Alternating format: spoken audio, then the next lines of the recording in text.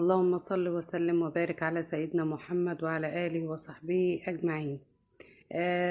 حبايبي، النهاردة أنا عايزة أتكلم عن سيدة القطار اللي أنا مش عارفة يعني إزاي هانت. أنا والله قبل ما أقول هانت على ابنها عايزة أقول لكم حاجة، إن أنا والله مش عارفة يعني في عيد الأم ده مرضتش أتكلم عن أي حاجة، ومراعاة المشاعر الأمهات المتوفية مرضتش أتكلم، كأني قلبي حاسس إني أحكي عن حاجة مهمة.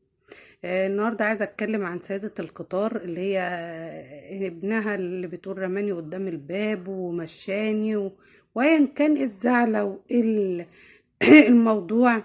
معرفش انت هانت عليك ازاي امك ان انت تطلعها بره البيت في عز البرد. دي حاجة.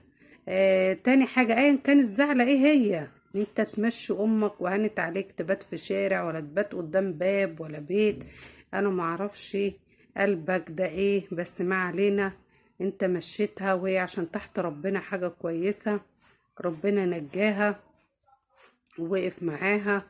ومصايب عند قوم من فوايد، انت مشيتها وهي كانت ممكن جرالها حاجة في القطر، سبحان الله وسبحان الملك ما جرالهاش حاجة، وقامت ولقيت اللي يقف معاها وهي مش محتاجالك. بس اعرف ان امك وابوك دولت او اي ام واب، سبحان الله سبحان الله، بيحبوا العيل ده لله في لله، مفيش مقابل مفيش مصلحة. دول مش صحابك، دول مش صحاب اللي هم هتقول ده عملوني كده في مصلحة او في حاجة، او اللي ما تحتاجش وشه النهاردة بكرة تحتاج لقفاه.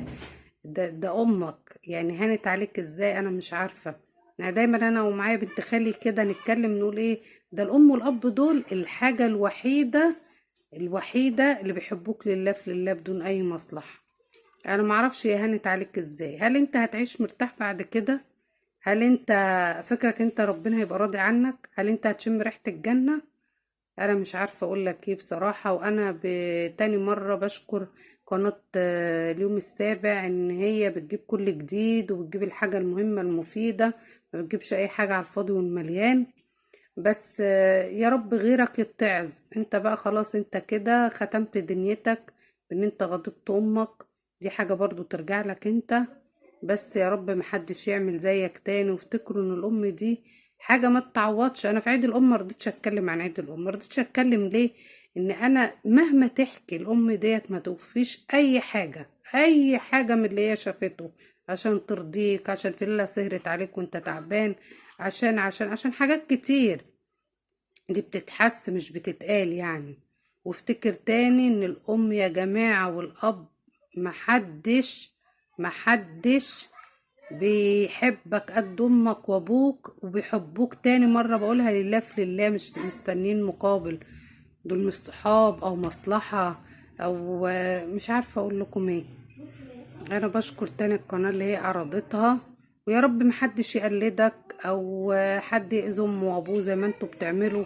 كلنا ساعات بنتضايق، يا امي كذا يا ابويا مش عارفة ايه، بس مش لدرجة الطرد، مش لدرجة اللي انت عملته دي. يعني انت ايه مراتك يعني؟ طب ايه عشان حاجة في البيت؟ ايه الكلام ده يعني؟ انت عقلك فين؟ يعني انت عقلك فين لما مشيت امك؟ يا عالم كنت استلمتها جثة ولا استلمتها ايه؟ يمكن لقيت اللي وقف معاها. يعني انا مش عارفة اقول لك قلبك ده ايه ولا مشاعرك ده ايه، بس ربنا موجود. بس كل اللي اقدر اقوله يا ريت ان انت تلحقها ان هي تسامحك، ان انت كده في الدنيا والاخرة ضعت. والسلام عليكم ورحمة الله وبركاته.